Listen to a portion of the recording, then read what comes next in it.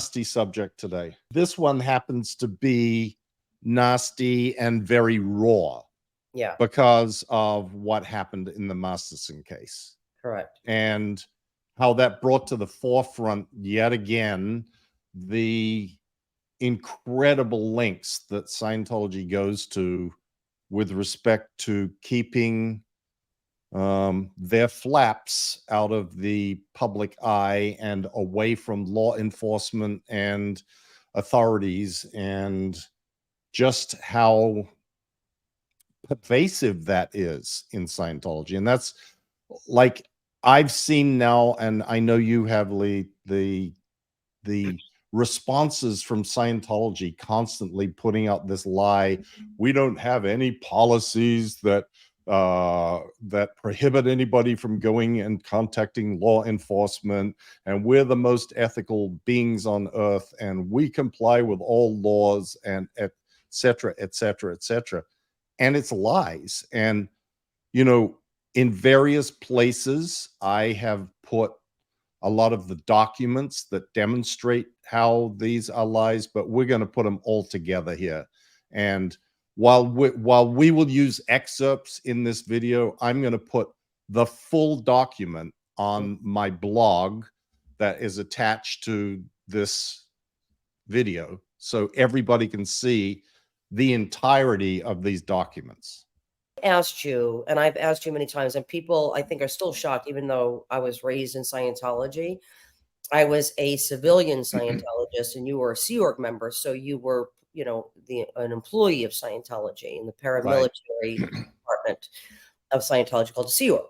So I asked you this even the other day because I'm still kind of coming from this now from a different perspective as a civilian Scientologist, not knowing the inner workings of OSA. I mean, I wasn't even aware that there was a course that people could do, a 6 to 8 week course as civilian Scientologists to learn how to destroy people's lives. So like any civilian who's approved by OSA could sign up for this course and learn how to go after Scientology's enemies. I didn't even know that there was such a course until recently. So I'm learning a lot from the other side and asking you questions. For example, in the Danny Masterson trial, it was the defense's side that brought a book into the courtroom called Introduction to Scientology Ethics book. Right. And they brought this book kind of like they thought it was going to be like a got you moment. I don't know why they brought the book in. And I asked you, from your perspective, why would they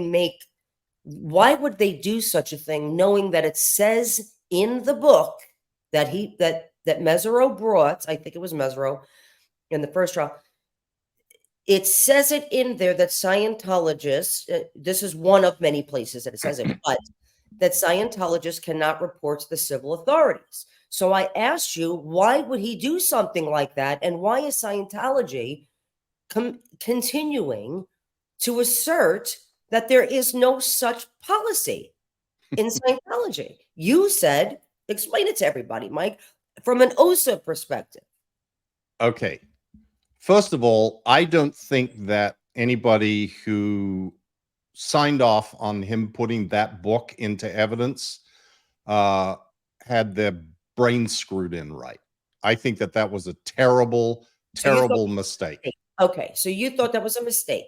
Yes. And I brought to you as OSA. Yeah. And said, I'm going to, because actually it was Deputy DA Mueller who entered it into evidence, because it wasn't entered into evidence until Mesereau brought it. And then the DA. Right. Mesereau brought it up, as I recall, and referred to it or read from it or something to make a point. And then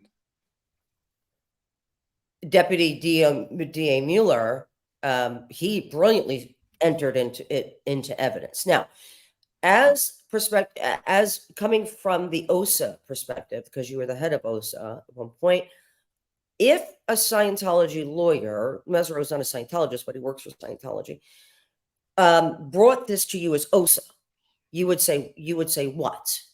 I would say, do not use that. If there is a point you are trying to make by using that book, Let's find the specific thing and just use that.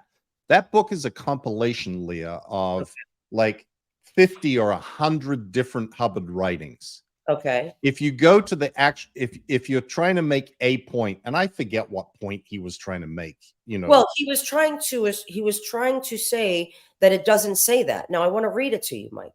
Do you have it in front of you? Which? From the ethics book. Yeah, I do.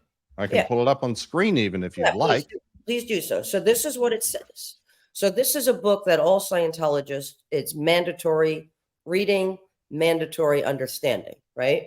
Yep. So all Scientologists know this book. And this is the excerpts from it. Okay. And so what does it say about reporting to civil authorities? It says reporting or threatening to report Scientology or Scientologists to civil authorities in an effort to suppress Scientology or Scientologists from practicing or receiving standard Scientology. And that is a high crime, a suppressive act in the world of Scientology. So a high crime in Scientology is what you can get expelled for, right? Correct. Okay. It's like the highest of like offenses. Yes. In Scientology. So yes. Just going on this just staying on this line for 1 second. What in the F was this man thinking that we would all that the jury, everybody involved would be like, oh yeah, it doesn't say that. It does say that. Well, what Scientology and maybe Mesro, if he knew enough, would argue is say, yeah, but it says in an effort to suppress Scientology or Scientologists from practicing or receiving standard Scientology. And that's not what we're talking about here. They were not doing this or reporting this would not be an effort to suppress Scientology or Scientologists. Well, actually, it is.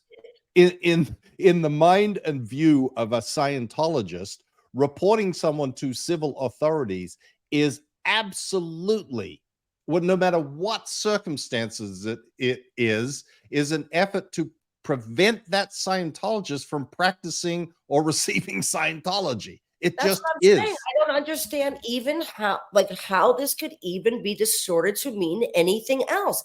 We all have the same understanding. It is not something that we assimilated and we kind of extracted from the text.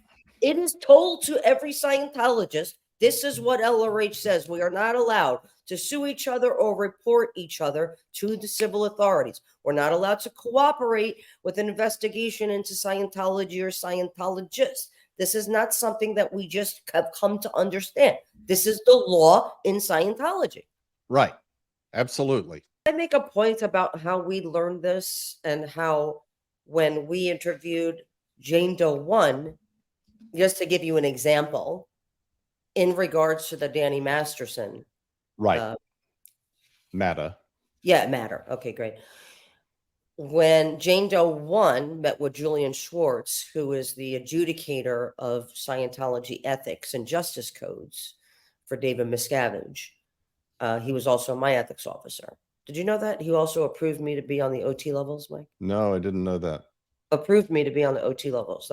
You have to get approval from an ethics terminal in Scientology. They go through every folder that you ever had. And I probably had a lot of folders being a Scientologist all my life. And they go through every single piece of paper, which contains thousands of papers.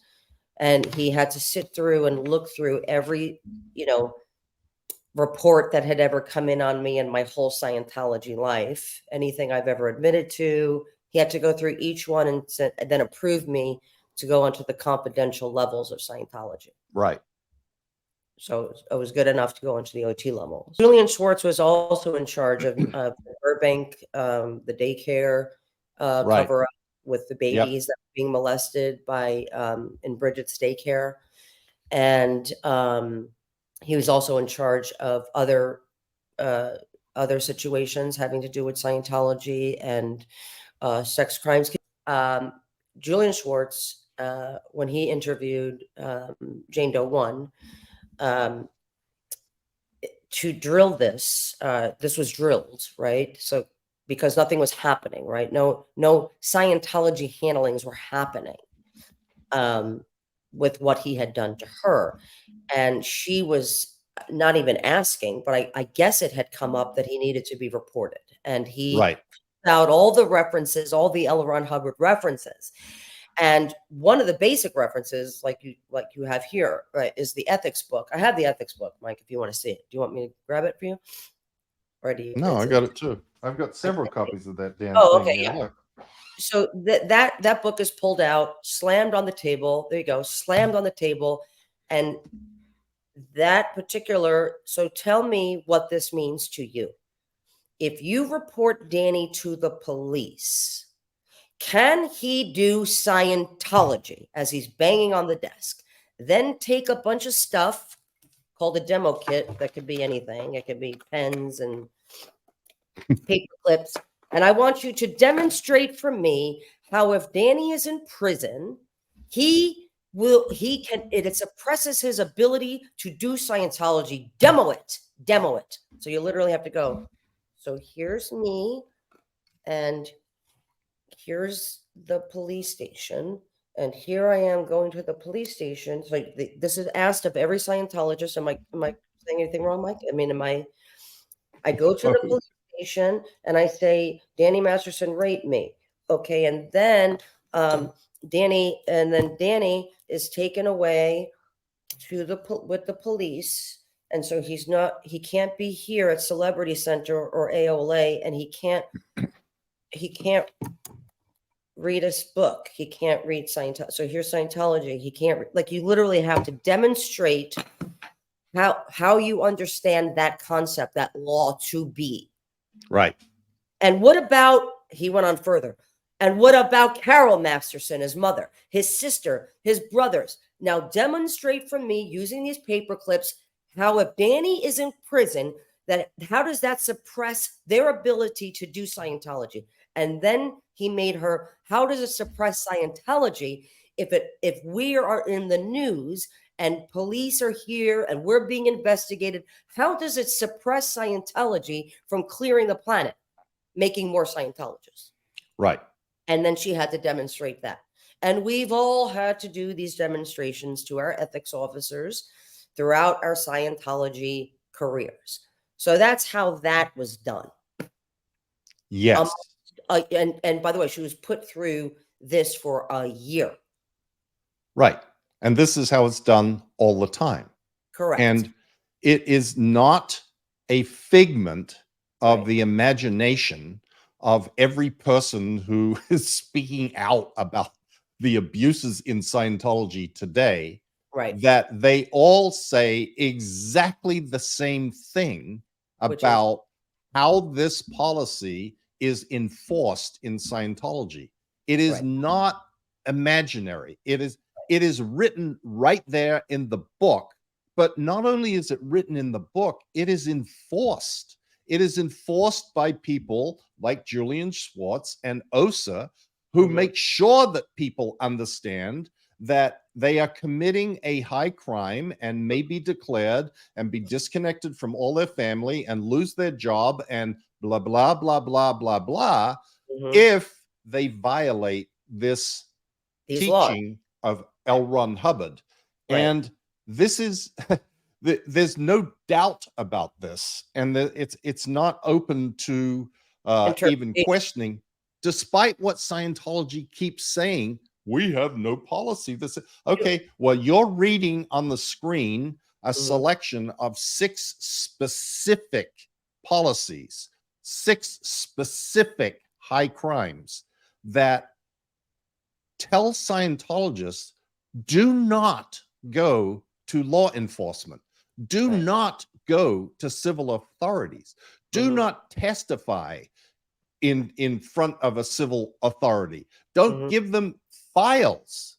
Like, this is one that people don't focus on. The last one that I put there, providing an organization's PC folders, ethics files, student files, accounts files, central file folders, or central files list, or partial list to any individual, group, organization, mission, or other unit or agency for any reason or purpose except those covered explicitly in existing church policy. And Mhm. I assure you, there is absolutely no church policy that says turn over evidence of Scientologists committing crimes to the police. Right. Well, there are OSA directives, Mike, that when person leaves the organization, all of a sudden the OSA operations say, "Oh, this one was into looking at Yeah, he's illegal a peeping Tom. websites, and this person had committed this crime, and that person had, and Scientology only was reporting on these things, or not even reporting, but trying to get it out there on the internet so other people would report on it. So they actually never reported it to the police. But that is when they start to put what is in the person's files out in the world. So they're harboring these activities until the person leaves. So Of that course. is okay. And then they claim, Yeah. like, there's many examples, but both Mark Headley and Mhm. Tom DeVocht have Mhm. been accused by Scientology of stealing tens of thousands, if not hundreds or millions of dollars from them. Okay. They never reported it to anyone. They Right. didn't do anything about it when they were in the organization. Right. But once they leave, they claim that they're thieves. Right. It's like, wait a minute. So why don't report it to the police then? Right. Why didn't you report it when it happened? Correct. Because you knew about it, obviously. So, in any event, this I just want to go through. Assuming anyway that it's true, Mike. That's the problem. You never know. Exactly. But let's take one step back before we do this, because when we talk about, I wanted to ask you, and I wanted you to explain, when somebody is accused of a horrific crime in Scientology from OSA, what is immediately done? What is the procedure of when a crime is known about in Scientology with Scientologists involved? First, to shut down anybody else that knows about it, prevent them from Okay. talking to anyone. Like, So you let the person know, you pull them in through Julian Schwartz or some kind of Shane Woodruff or the chaplains or the ethics officers, or or does Kirsten OSA? Catano in the Yes. Office of Special Affairs, or whoever Okay. happens to be. And the first thing is, Yeah. you tell the person is instructed, do not speak about this with anybody, nobody. So your And then, you're not allowed to talk to your Scientology parents, your husband, your wife, nobody. nope. Okay. And then the next step is who already knows about it. And then they are all pulled in to make sure they don't say anything to anybody else. Like, contain it in a cone of silence is the first step. Okay. And so just to go a little bit off that step, part, I think like a subproduct of that is, do you then tell, let's say I told my mother that something happened to me. Do then OSA and Sea Org members tell my mother that that wasn't true, that didn't happen, that I need handling, that something's wrong with me? So obviously it sort of depends on what you're told, Leah, but Okay. generally, if it was something that was very incriminating, the Mhm. general thing would be, look, you don't have all the data. Like, Right. it's a Nobody is not way of telling you. saying, Yeah. that's not true. It puts the doubt in the minds of, because that's what Julian did with my mom. He made her start to wonder if what I was telling her was true. He was like, your daughter hasn't given you all the information. There's stuff that you don't know about that Right. we're handling, because that's what happened with the Jane Does as well. All of their Scientology friends were called in, and those friends were told that they had said something different, that they were taking responsibility, like they were told lies. Yes. Yeah. And usually, like I said, the first thing is, well, the easy answer is you don't have all the data. I do, but I can't tell you it. But believe me, this is being taken care of. You don't need to worry about it. You don't need to do or say anything about it. In fact, do not do or say anything about this. The church is handling it. The church is handling this. Okay. Scientology is dealing with this, and it will be appropriately handled by the people whose job it is to handle this, and that's not you. That's OSA. That's OSA. Okay. Okay. Got it. So this is how this is what gets done. Contain, contain, contain. Make Mhm. sure that nobody else knows. Make sure nobody else is talking about it. If there's a bunch of people that already know, then every one of them has to be individually seen and shut down. And they're Like, all ordered by their church not to talk about it. absolutely, Got it. absolutely. And we saw that. We've heard the story of what happened with the Burbank child facility and how Mhm. that went down. And the parents are all called in and don't say anything and don't cooperate with anybody. And Mhm. so they can't gather enough evidence to bring any credible charge. So they dodged the bullet. Right. Except one. Right. Right. Yes. Anyway, and that wasn't enough. And because they were babies They that were, can't testify or say anything. they can't speak on their own behalf. I don't even know if they know anything happened to them. Right. Right. Yeah. Okay. So then what happens, Mike? Then the lawyers are contacted, depending on what the circumstances are. But the first step after that is, well, it all happens concurrently. It's not like one thing and then the next thing. This all goes into motion instantly.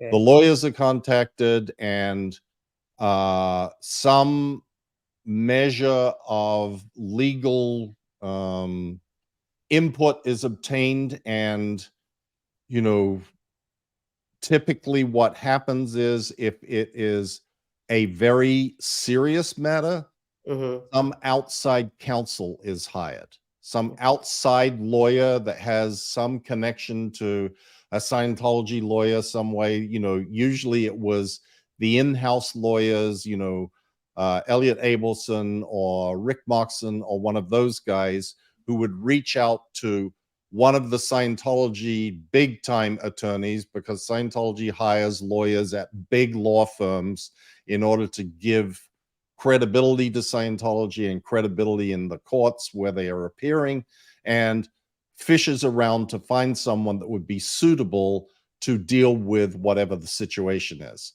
Mm-hmm. And that's done for two reasons. One, so that there is a buffer and an attorney-client privilege on the information. Mm-hmm. And you see, I mentioned this previously when we were talking about James Barber, and I said, look at this. These reports about what this guy is doing are all saying attorney-client privilege, but they're not written by an attorney or to an Right. attorney. They're Right. written by a Scientologist to another Scientology organization or person in the organization. They're Right. not actually attorney-client privilege, but because they don't have a cover sheet on them, you don't know who it went to. So you can claim after Right. the fact, oh, Yeah. well, this was me reporting to my lawyer. Mhm. Um, but And that that's then, and that's purposeful, right, Mike? oh, absolutely. That Yeah. then gives a shield to the information that then starts being collected about what really happened and who Right. really knew about it and what really went down. Right. And then the next thing that happens is monitoring of media interest, or Mhm. these days also internet interest. Is anybody mentioning this? Is it coming up? Are we receiving calls from the media? And if so, preparing a statement that basically says, this is all just lies, that this is not what Scientology is about, then whatever is appropriate at the moment. Mhm. But whatever is appropriate will be what is considered to be the thing that prevents Scientology from looking bad. Correct. Whatever that statement is, that's the statement that will be made. These are Scientologists with ex-Scientologists who were kicked out. They're bitter apostates. They have an axe to grind. They're religious bigots. They were thrown out for unethical behavior and couldn't keep up to our ethical standards. And this is their way to resurrect their careers or their names or their whatever the hell. Right. Okay. And then the next thing that happens is investigations. Okay. Investigations into whoever it is that is the victim, whoever it is that may have complained or created this situation outside of the Scientology world or even inside the Scientology world. In the case of the Masterson victims, they were all investigated. They were investigated to find out what, and we'll talk about this in a little while, but find out what they had done that caused them to become a victim. And if there is someone outside of Scientology that is involved in this in some way, they're investigated to find out what well, I made mention of that in the Baba thing too. Like one of his victims had been seeing a psychologist. So the investigation then becomes find out all about the shrink and find out about and get the dirt on what's happening with this victim. And that's to discredit the victim. To discredit them. Yeah. And that information is used in public statements. It is also fed to the lawyers representing the perpetrator of the crime. And I guess that's sort of all of those things happen and continue to happen and are sort of constantly being monitored by OSA as things unfold. Now, people like, let's say Sean Fabos, whose family is big donors in Scientology, and he has a studio out here in California in Burbank.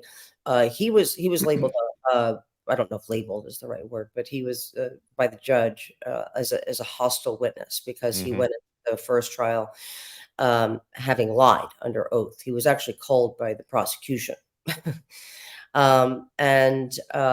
It was said that a Scientology PI had walked into the hallway where Sean Fabos was waiting to testify and said, "Weren't you in Florida with Jane Doe 1?" Which he wasn't. Right after the rape? And he went, "Yeah. Oh, I forgot to mention that." He wasn't. So he had completely changed his story. And all Scientologists who were aware of the crimes that was not only committed against Jane Doe 1, but all the Jane Does, all of their Scientology friends were not willing to testify or cooperate in this trial, in either trial. Now, so somebody's like Sean Fabos, I just wonder, does OSA pull him in and say, "So you're being called, like you clearly can't cooperate"? Like what happened? How did, because people are still kind of like, why would Scientologists lie under oath? Where do they get that direction from, Mike? That's see, I don't know Sean Fabos. I don't know exactly what happened with him.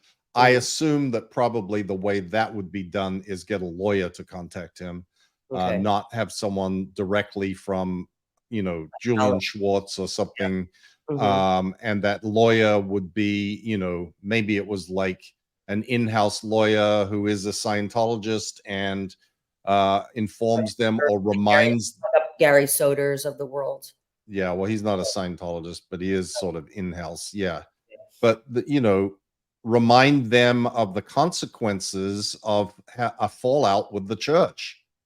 And that it's against Scientology law. Right. And that, bad things can happen in your life if you're, stepping outside what is acceptable to Scientology. And, that's a pretty persuasive tool to use if you are being threatened with disconnection and losing your source of funds or your job or your family or all of the things that come along with the idea of what happens if you are declared a suppressive person and you have interactions with other Scientologists. So all the Scientologists that were aware, like Jane Doe one's mother, who was refusing to testify, you're saying that those Scientologists would be contacted by, let's say, a Vicky Poboretsky, who's a Scientology lawyer who claims to represent all Scientologists in this case and other case, like just she basically took ownership of all Scientologists involved in this and just said, I represent them all. And so she would be, so these people would be told by Vicky Paparazzi through OSA that you can't cooperate, or by their church, because the only reason I say this, Mike, is because, like I said, I've been a Scientologist my whole life. As I was exiting Scientology and I was signing up for other things, like I've refused to be interrogated anymore, but I said I'll do a course. When you have to sign those things all the time, which you're not allowed to have looked at, those releases. Right. One of my last times signing up for a course was, I think, for level 3. And I said to my registrar, my salesperson, I said, I'm actually going to have this looked at, because I was just screwed by another Scientologist who I wasn't allowed to bring I wasn't allowed to involve my lawyer. I had a non-Scientology lawyer who told me, you need to work out a contract with this Melinda Brownstone, the person who was my assistant at the time, who was a Scientologist. And I called her and I told her, my lawyer wants to maybe talk to your lawyer if you have one, and talk about this contract with us, because it's very unfair to me. Basically, it says that you could extort any amount of money you want from me at any time. And she said, are you threatening to sue another Scientologist or bring Scientologists to court, or because that's against our policies, Leah, you know that. And I was like, no, just saying, he's saying that we should just have these contracts looked at before we sign them. And she's like, well, if you're saying that you are wanting to get a WOG attorney on me, then I'm going to have to write you up for this, like a knowledge report on me.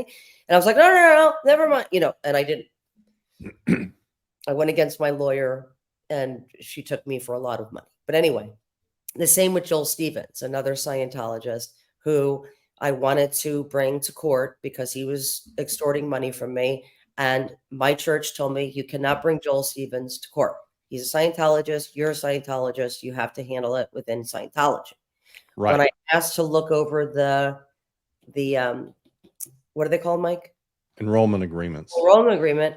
I said to my registrar, I need to have these looked at. My lawyer just is kind of tired of me having to give money to other Scientologists who are basically extorting money from me. And she said, are you threatening to bring this to a lawyer, because you know that you're not allowed to do that? You're not even allowed to have this leave the building.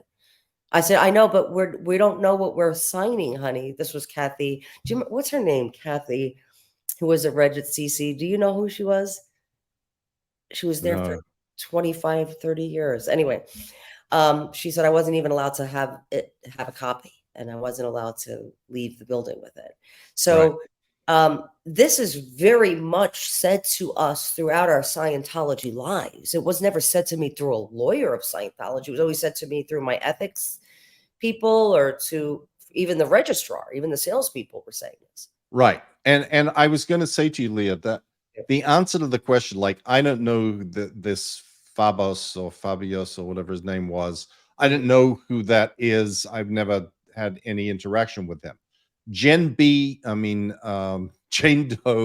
one's mother is, it's okay. You could say Jen B. She's Jane Doe one's mother is someone that I do know and had been around forever and been on OT levels and this and that. She didn't need to have a lawyer contact her to tell her, don't cooperate with the authorities, or don't testify, don't volunteer, don't do anything, because she already knew. That's what I'm saying. All Scientologists know this to be law. Yeah. Yeah. Absolutely. Okay. Absolutely. And look, Leah, I just want to go back to this document again. And I can't read it, just so you know, Mike. So you're going to have to read. Even with my glasses on, I can't see it. So okay. Oh God, remove, add. Here we go.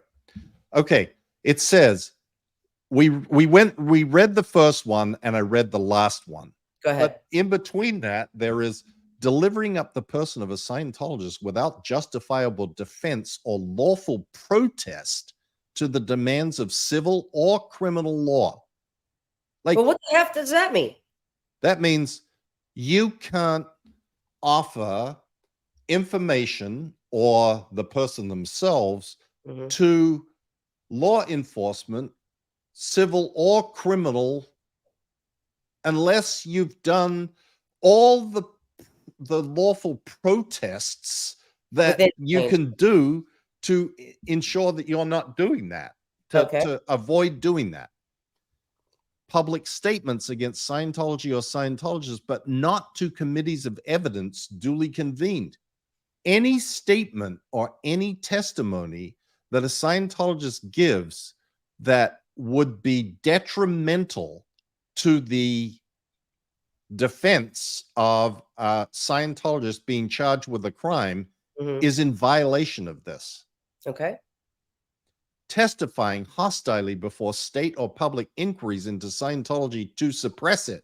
Well, Scientology would say a trial of a prominent celebrity Scientologist for sexual assault is, and if you testified honestly to what you knew, you would be testifying hostilely, right, in order to suppress Scientology, because Scientology is going to get a black eye out of the prosecution and ultimate conviction of Danny Masterson. Right. And then we get to the one that you were referencing with Melinda Brownstone and others, bringing civil suit against any Scientology organization or Scientologist, including non-payment of bills or failure to refund, without first calling the matter to the attention of the International Justice Chief and receiving a reply. And Scientology will say, well, we don't prevent people from filing a lawsuit, civil lawsuit, or they just have to inform the International Justice Chief. Well, the International Justice Chief often does not reply. And when he does, he says, no, you need to take this to a chaplain's court. Or you need to take this to wise arbitration. A Scientology front group. And then, or he'll say, this is your decision, because this is cleverly worded, right? This is, of course, your ultimate decision, but I need to refer you to suppressive acts. This is a Scientology policy that lays out the laws. Suppressive acts, meaning acts that are illegal to Scientology. And then they sign it, which, by the way, I thought was so crazy, Mike, when I looked at the 5,600 pieces of documents between OSA going back and forth on how to destroy people, the most horrific things. And then you guys have the balls to write ML, much love. Like, where did you learn that? Like, why did you guys write much love? Where did you get that from? That was so insane to me. Hubbard. That much love? Yes. Yes. Hubbard had a little sort of hierarchy of much love, love, best, R. Mike, shut up. Are you serious? You could put that there. I'm not going to eat on camera, but thank you. Oh, Mike, you should see what just came from me. Oh, I heard what you ordered, so I'm jealous. On a Kaiser roll with fries and coleslaw. It's going to get cold. We better hurry up. Okay. Yeah. So there is an actual. So why would you write something so heinous and then with much love, though? It became sort of writing. I don't understand. It became sort of like everybody just signs everything much love. So like, Mike Ellis, if and by the way, Jane Doe 1 did write Mike Ellis saying, that Danny is not getting handled. He's not even apologizing. Like, he's taking no responsibility. He's off drinking and carrying on and DJing and this and that and the other thing. His answer was no. Right. It's your decision, but I just want to remind you of suppressive acts. Much love, Mike Ellis, IJC. I know. Now, let's talk about really quickly, Mike, just so everybody knows, a Scientologist in good standing could be somebody who's committed. What doesn't get you kicked out of Scientology is committing crimes. What is Yes. a crime in Scientology? Reporting the crime to law enforcement. Correct. That's That's the exactly right. because people Yep. have been asking, will Danny be expelled? Why would he be expelled? He didn't commit a Scientology. He didn't break Scientology's laws. He's not saying, which is true, I told my church that I had done this. My Right. church didn't report it to the police. My church Yeah. said they'll fix this penchant. I have a penchant for doing these things. I mean, he hasn't done that. Right. I know. So he hasn't turned against and said anything negative about Scientology. So James he's still Barber, okay. we talked about what James Barber was being accused of and what he admitted to. He's not an expelled member of Scientology. Right. Right. Lying to the authorities is a Scientologist in good standing. Committing crimes or withholding information these are not things that get you expelled in Scientology. Right. Talking about it does, and going Yes. to the authority does. Suing Scientology does. Those are the crimes, everybody. Yep. Okay, let's get back to Scientology not having policies. Let's just go through them quickly, Mike. Ready? Yeah. Go.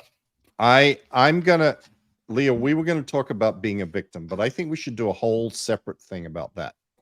About how victimhood is seen in Scientology and focus on the policies that Okay. very specifically say, do not go, do not cooperate, don't, etc., etc.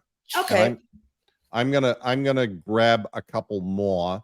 Okay, but for now, I want to go through some things that we were talking about with Scientology stating that they have no policies. Yes, you mind if I do exactly. that? Okay, Yeah, so here we go. So there's HCOP. What do you got there? Oh yeah. The Manual of Justice. Yes. If you are being investigated, sit tight.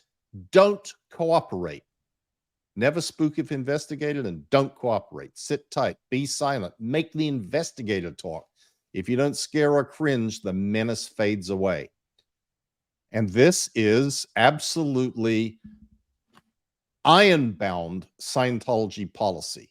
Yep. If there is an investigation into Scientology, do not, under any circumstance, cooperate. In fact, this other policy that's here, 15 Feb 66, attacks on Scientology additional, don't ever tamely submit to an investigation of us. Make it rough on attackers all the way. You can get reasonable about it and lose. Attackers are simply an anti-Scientology propaganda agency so far as we are concerned. They have proven they want no facts and will only lie no matter what they discover. So banish all ideas that any fair hearing is intended and start our attack with their first breath. Never wait, never talk about us, only them. Use their blood, sex, crime to get headlines. And by the way, but you could see exactly they're following this, right? By everybody who's spoken out, everybody who's a whistleblower of Scientology, right? That's exactly what they're doing. They're rapist supporters, they're wife beaters, they're absolutely, Leah. Yeah. It's incredible. They just start launching attacks, and it's policies. Yeah, it's sort of laughable if it wasn't so terrible. Evil. Yeah, exactly. Yeah, and evil. Yeah, exactly. Yeah. Okay, next one. Okay, next one. Another interesting policy, which you brought to my attention originally, and I have now used numerous times. Okay. This is a current, like a confessional in Scientology is like an interrogation. And an interrogation, and there is this very famous one in Scientology that is shorthand called the Joburg. And everybody has to do it. Everybody has to do it. And Civilian this is Scientologists, staff members, Sea Org members, everybody has to do the Joburg. And this is read. Actually, the instructions even say. Yeah. The following statement should be read or quoted to the person being security checked. See, it's the title got changed to confessional list, Yeah. but actually it was called the Joburg Sec Check, and is still colloquially called the Joburg Sec Check. And in Yeah. fact, in the reference, it says you're about to begin a security check. Correct. And But it says it here. These are the instructions for the person performing the security check. It says the following statement should be read or quoted to the person being security checked. Now, can I read this, Mike? Because this just really yes, drives me insane. And this is quote: "We're about to begin a security check. We are not moralists. No shit. We are able to change people. Not so much. I shouldn't add anything. Let me not add any. Let me start again. I shouldn't add my. I'm just gonna read it. We are about to begin a security check. We are not moralists. We are able to change people. We are not here to condemn them. While we cannot guarantee you that matters revealed in this check will be held forever secret, we can promise you faithfully that no part or of nor any answer you make here will be given to the police or state. No Scientologist will ever bear witness against you in court by reason of answers to this security check. This security check is exclusively for Scientology purposes." it's, I mean, it couldn't be plainer. Plainer.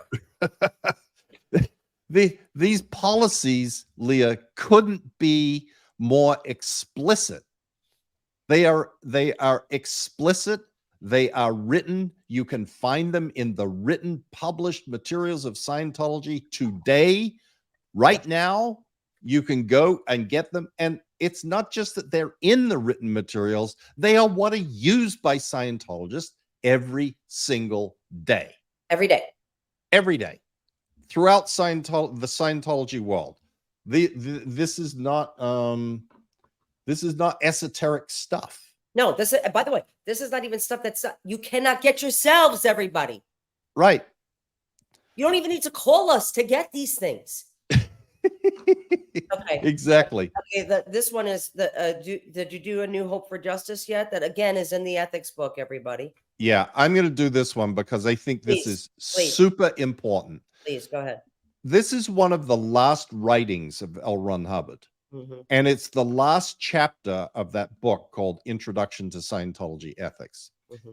And this, though not explicitly saying, don't testify, don't do this, don't turn over files, don't do that. This is the big picture of how Scientologists, based on L. Ron Hubbard's view, view the world outside of Scientology, and particularly the civil and criminal justice systems. Yeah. And this is required reading for all Scientologists. It is the handbook that every Scientologist uses on the guiding principles of how to lead an ethical life, which is what Scientologists claim they do. They are the most ethical beings on the planet, and they lead ethical lives. And it is all based on what is found and written by L. Ron Hubbard in this book, this one. And this is the last chapter of this book. And I'm about to show it to you on the screen, but I'm going to show it to you in the book. That here it is, the end of the book, New Hope for Justice. Okay. So here is page 1 of this particular writing, and I'm not going to read the whole thing. It'll be on my blog. You can read it, but I do want to read some quotes from here. Okay. As they themselves, and he's referring to the justice system in general. And modern governments, yes. And modern governments. Our system, everybody. The system. Yeah. Right. As they themselves are contaminated by their criminal associates, the police and court systems are, in the main, composed of downstats who couldn't make it in life any other way. And Societies, a downstat is somebody who's not producing in life. Go ahead. right, a bum. Yeah. Societies traditionally cave in through their police and justice systems since these provide a channel of contamination between the vicious and lawless and decent people. Eventually, such police and justice systems, aided by advice from criminal practitioners, guess who's coming, such as psychologists and psychiatrists, Mm-hmm. sink into a belief that all men are criminals. Mm-hmm. Down a little further, it says police and courts offer an open armed opportunity to the vicious and corrupt to establish themselves in a position of safety while satisfying their strange appetites of perverted viciousness toward their fellow man. Justice systems thereby become a sort of cancer which erode every splendid ambition and achievement of the decent citizen. Justice apparently cannot be trusted in the hands of man. The FBI charter mews about safeguarding the populace, but hides and is utterly disregarded by an organization whose principles are carefully planned wholly on terrorism and conducts itself more lawlessly than any criminal it ever listed as public enemy number one. Who is public enemy number one today? The FBI. Its obvious target is every opinion leader and public spirited group in America, including Scientology, of course. Mm-hmm. To the FBI, their own charter is not only a subject for mirth, but the Constitution itself, which they are sworn in to uphold, is just garbage, which impedes their headlong terror zeal. In the name of justice, and even calling themselves the Justice Department, they practice every conceivable perversion of injustice. With their terror tools, preferring lies to fact, they have created a police state in which no man, woman, or child, or even a politician is safe, neither from downstats nor the FBI. To the FBI, all men are guilty and can't be proven innocent, and behind her bandaged eyes, justice herself weeps. In the name of justice, they have condemned this society to death. This is how every Scientologist is taught to believe the criminal and civil and court justice system and court system is. That law enforcement are all evil men. Absolutely. And law enforcement, and he uses the FBI as an example, but this is a broad statement about all police, all prosecutors. Everybody is out to destroy the innocent good citizens with lies and cheating and death and destruction. And Scientologists firmly believe that if you end up in the hands of the criminal justice system, you are being condemned not just to death, Mm-hmm. but to an eternity of pain and suffering. Yes. Because you'll be in the hands of the psychiatrists, and the psychiatrists will do terrible things to you that will cause you endless eons of pain and suffering. But more importantly, the psychiatrist, when you die between this life and your next life, the psychiatrist erase your memory of Scientology specifically. And so that's what they sell to Scientologists, that you will go to the implant station in the in-between lives area. I'm not kidding everybody. I'm not being funny. I'm not I'm giving you the facts to the confidential levels of Scientology, which Mike and I both have done. And this is factual, what L. Ron Hubbard teaches, that the psychiatrists are here on the planet to destroy Scientology. And that's why they work so hard to fight psychiatry. It's really insane, Mike. It's hard to wrap your head around. And I sometimes don't say these things because I don't want people to think that I'm, you know what I mean? Yeah. I know it sounds so lunatic that you start wondering whether people are going to think I'm crazy because I'm Correct. saying this. And because I stayed in it, right, and believed it. But we Yeah, didn't believe exactly. it. We were just like, maybe there's something better later. Like, that's what we Right. kept hoping, that there was something that would be unraveled later. But on top of these are just a few policies. There's thousands of policies that talk about this Scientology system being superior to our system, superior to law enforcement, superior to the Department of Justice, the IRS. Like that is why it's so easy for this to be in place, because this is what's being taught to you from childhood until to adulthood, to believe this, right? It is Yes. hammered into you, even in the most innocuous of moments with dealing with Scientology. Like when I was signing up for my next course, it was, you're not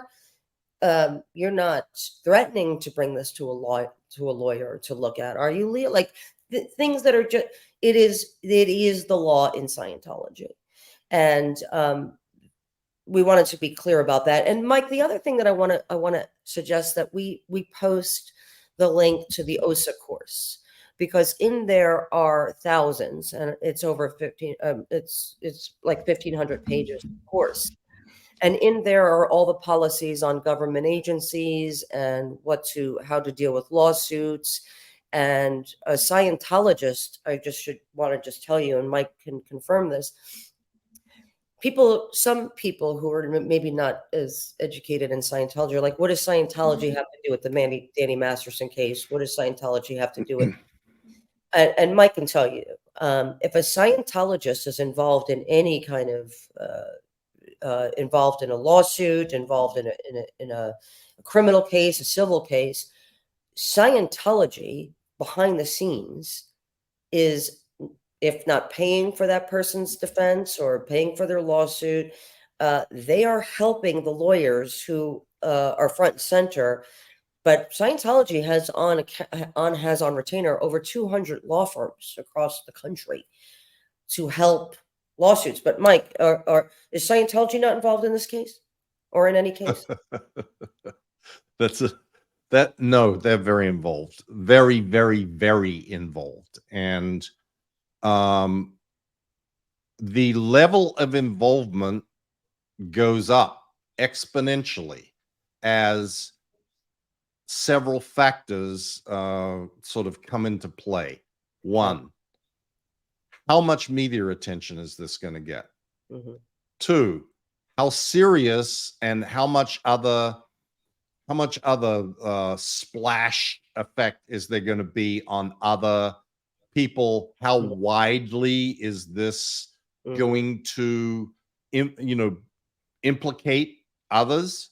And three, is David Miscavige going to be dragged into it in any way, or is his name going to be dragged? So the answer to all of those questions is yes, and a lot. Because a lot. Yes. So for example, I'm not saying that I know this. I'm just asking. This is just a kind of a hypothetical, Mike. Yeah. So you had Sean Hawley and the other one, Cohen. Yeah. Okay. So what would typically happen? Like, let's just say their day ends. What happens when Scientology is involved? Like, what would happen? Usually what would happen is that there is some form of liaison, almost certainly in this case, a lawyer, because you don't want to have a Scientologist or a staff member or a Sea Org member directly in touch with them, because that breaks any attorney-client privilege if they get any information or they talk to them. But another lawyer talking to them, like a Vicky Podboretsky or Rick Moxon or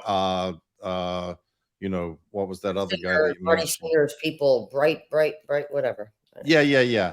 Those guys probably sit down and have a little discussion, a strategy session, what came up, if they were in the court watching or they had observers there, which they almost certainly did. No, they did. They had Vicky was there every day. And she claimed that she had a case going on in the building. She didn't. But when Vicky wasn't there, she had sent somebody else from her office, And then there were 3 other people in the hallway on computers after every break. And Yeah. So they were those they're sort of going through and analyzing everything from the perspective of how is this going to blow back on Scientology? How is this going to blow back on the organization? What are the media going to say about this? What do we need to be doing in response?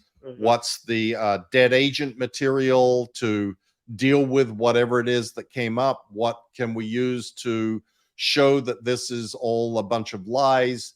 Whatever the circumstances are, there is like an analysis being done. And there's people working through the night in OSA when a trial is going on like this. And, by 7 o'clock the next morning, the orders have been sent out. This is what we need to do. And here's how we need to respond. And this is what the party line is. So that's what happens. How right. exactly? So they're being helped and guided by the 200 plus lawyers that they have at their disposal. Yeah, probably most of those lawyers aren't involved. Mostly, there is a liaison. Yeah. There's a liaison person who is their contact point, and that person is being fed information from the people who are working through the night in OSA, digging up whatever it is that needs to be dug up to respond to or deal with whatever came up the day before. Right. Yeah, it's an operation. Yeah, right. And that's what was so painful to be in the courtroom viewing, right? Because I knew, like, why are you here? You know what I mean? Like, what are you? And you're typing, and you're in the hall, and all I can imagine is that they're, this poor deputy DAs, like here they are, like going at it, trying, ethically per the law, we're going about this earnestly. They only had, have what they have available to them, right? And the right. DA, that's right. And yet here's Scientology, a multi-billion-dollar organization with all of these like plants, like sitting behind me, sitting behind the Jane Does, typing and it just felt so ugly and wrong. And there's nothing you could do. They're allowed to be there. Right. I understand. That's how it goes.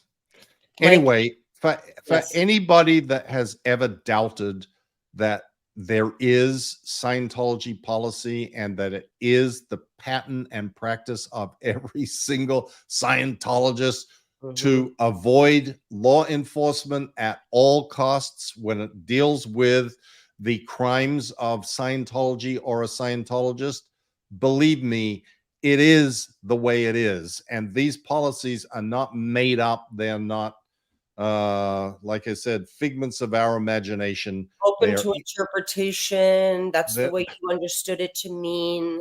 Yeah. They're in the published materials of Scientology, and no matter how many times they say to the press, we don't have any policies that prevent Scientology from reporting crimes to law enforcement, they are simply lying. They're simply lying, and they know that they can get away with that lie pretty often. That's the part I don't understand. I mean, it says it. I know, but you don't know what the word suppress means. Like, it's a word. Like, look it up. But look at what happens, Leah. There is a report, and the reporter says, well, in testimony today in the court, this happened and that happened, and they say that Scientology prevented them from going to law enforcement. And Scientology responded with a statement that there is no such policy that ever prevents. And they don't go digging around any further. It's just those two things end up in the story. Right. They don't go, oh, yeah, but we went and looked, and that's bullshit. They absolutely do have policy. But that's what's so maddening. Even when you provide the press with the information, they're like, oh, I'm like, not oh. Yeah, like, be a journalist. Well, that's why we want to put this out, so that there is another opportunity for people to see and note that this is just a lie, that this is Scientology policy. Yep. we've cleared it up, Mikey. Yeah, hopefully. We've done our bit for today, Lily. More to come. More to Thank come. you for sticking it out with us. We definitely need to do a victim one. Yeah, I we'll do a really victim. think Yes. there is enough material there. Like this idea of victims in Scientology is, I And don't how think people get it. I just no, it no, it and it's not even that they don't get it, is that we it's just hard to explain, but we will. We will do our best, even though sometimes it might seem insurmountable. We will do our best. we will. Okay. Until next time, we're signing off. Bye.